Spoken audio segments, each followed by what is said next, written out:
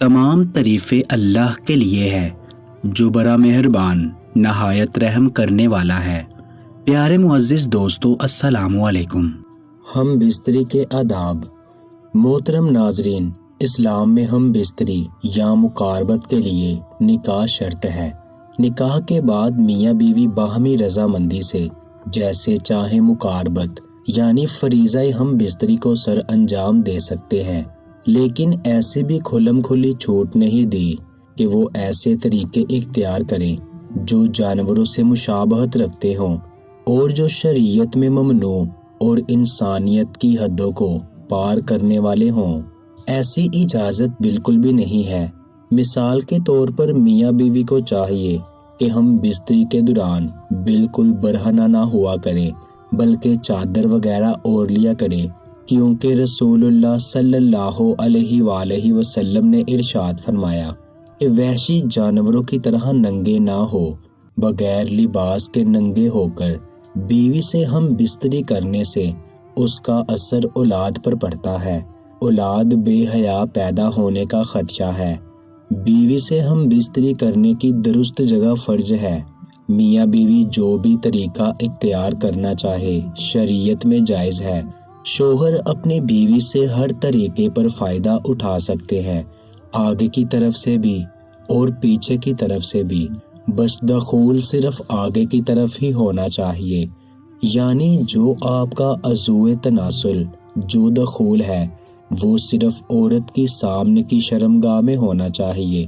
پیچھے سے بھی اگر آپ اس سے لذت حاصل کرنا چاہتے ہیں تو پچھلی شرمگاہ میں نہیں، بلکہ اس شرمگاہ میں جو سامنے جس سے بچے پیدا ہوتے ہیں۔ اور اس کی وجہ بتائی ہے کہ کیونکہ اللہ تعالیٰ نے قرآن کریم میں فرمایا ہے کہ یہ عورتیں جو تمہاری بیویاں ہیں یہ تمہاری کھیتیاں ہیں۔ ان کھیت کی اللہ کے رسول صلی اللہ علیہ وآلہ وسلم نے بھی انہی کھیتیوں سے تعبیر کیا ہے۔ تمہاری بیویاں تمہاری کھیتیاں ہیں، اپنی کھیتیوں میں جس طرح چاہے آؤ، البتہ رسول اللہ صلی اللہ علیہ وآلہ وسلم کے فرمان کے مطابق بیوی کی پچھلی شرمگاہ میں عضو تناسل داخل کرنا حرام ہے، کیونکہ اللہ کے رسول صلی اللہ علیہ وآلہ وسلم نے اس طرز پر کہ پچھلی شرمگاہ میں داخل کیا جائے یہ جائز نہیں ہے۔ تو اگر بیوی شوہر کے اوپر آتی ہے یا شوہر بیوی کے اوپر آتا ہے یا عورت کے پیچھے سے جو سامنے والی شرمگاہ ہے اس میں عضو تناسل داخل کیا جاتا ہے تو یہ تمام طریقے جائز ہیں۔ خاوند کو اگر احتلام ہوا ہو تو وہ بغیر غسل کے اپنی بیوی سے مجامت نہ کرے، ایسا کرنے سے دیوانہ یا بخیل اولاد پیدا ہونے کا اندیشہ ہے۔ اسی طرح اگر بیوی حیض و نفاس کی مدت پوری کر چکی ہو لیکن پاکی حاصل نہ کی ہو تو ایسی صورت میں ہم بستری کرنا شریعت کے خلاف ہے، اس سے بچنا چاہیے۔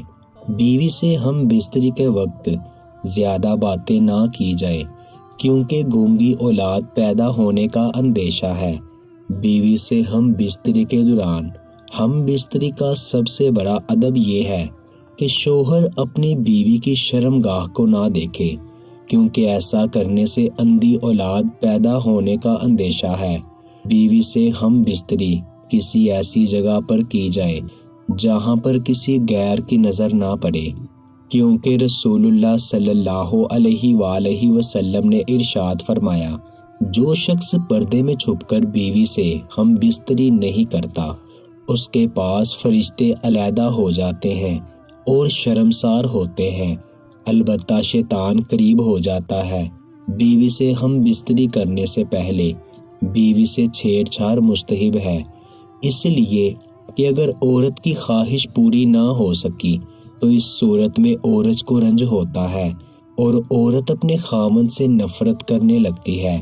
بیوی سے ہم بستری کرنے کا ایک اہم ادب یہ بھی ہے کہ جب تک دونوں کو فراغت اور اطمینان نہ ہو جائے الگ نہ ہوں۔ عورت کے فارغ ہونے سے پہلے الگ ہو جانا صحت کے اعتبار سے بھی مضر ہے۔ ہم بستری سے فراغت کے بعد میاں اور بیوی دونوں کو چاہیے کہ پیشاب کر لیں نہیں تو کسی لا علاج مرض میں مبتلا ہونے کا اندیشہ ہے۔ بیوی سے ہم بستری کے لیے بہترین وقت شب کا آخری حصہ ہے، کیونکہ اول شب میں معدہ غذا سے بھرا ہوتا ہے۔ بیوی سے ہم بستری کے وقت اس بات کا خاص خیال رکھا جائے کہ منہ قبلہ کی طرف نہ ہو۔ اسلام ہر کام میں اعتدال کو پسند کرتا ہے۔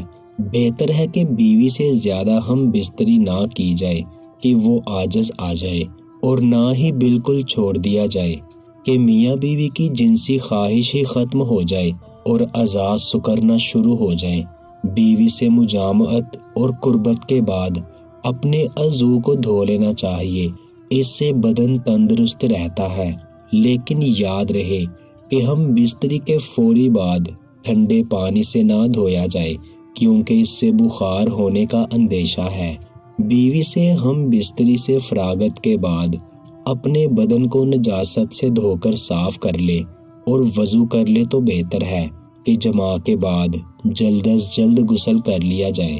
لیکن اگر کوئی مجبوری ہو یا آخر شب میں دوبارہ ہم بستری کا ارادہ ہو تو کم از کم فوراً وضو کر لینا چاہیے۔ بیوی کی مرضی کے بغیر کوئی خاوند ہم بستری کے بعد باہر انزال نہیں کر سکتا۔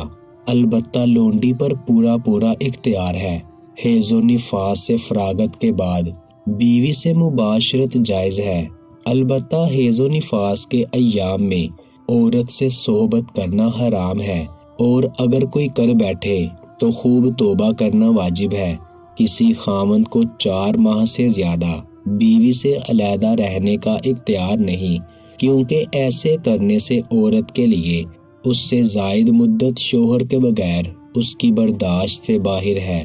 اگر کوئی خاوند اپنی بیوی کو ہم بستری کے لیے بلائے تو اسے فوراً حاضر ہونا چاہیے، خواہ وہ تنور ہی پر کیوں نہ ہو، کیونکہ حدیث پاک میں ہے جس کا مفہوم ہے کہ اگر کوئی مرد اپنی بیوی کو ہم بستری کے لیے بلائے اور وہ حاضر نہ ہو تو فرشتے صبح تک اس عورت پر لعنت بھیجتے ہیں۔ اگر کسی شخص کی خوبصورت غیر عورت پر نظر پڑ جائے اور وہ اس کو اچھی معلوم ہو تو اسے چاہیے کہ گھر آ کر اپنی اہلیہ سے جماع کرے تاکہ جوش شہوت ختم ہو جائے اور غیر عورت کی خواہش نہ رہے۔ اگر کوئی مرد شادی شدہ نہیں ہے یا اس کے پاس بیوی نہیں ہے تو شہوت غالب آ جائے تو اللہ تعالیٰ سے پناہ مانگے کہ یا اللہ مجھے اس گناہ سے محفوظ رکھ اور مجھے اس شیطان سے جو کہ عورت کی شکل میں میرے سامنے آتا ہے۔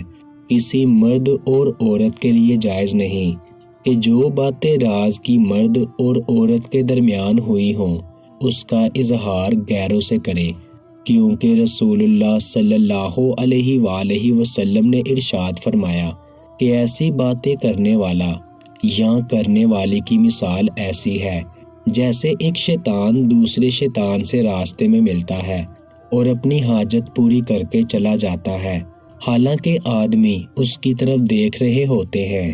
اللہ پاک سے دعا ہے کہ اللہ پاک ہمیں دین پہ چلنے کی سمجھ عطا فرمائے، آمین یا رب العالمین۔ دوستو، یہ تھی ہماری آج کی ویڈیو۔ اگر ویڈیو اچھی لگی ہے تو آپ ہمارے چینل اردو گھر کو ضرور سبسکرائب کر لیں اور ساتھ لگے بیل آئیکن کو بھی پریس کر دیں۔ انشاءاللہ ملتے ہیں اگلی ویڈیو میں۔ اللہ نگہبان۔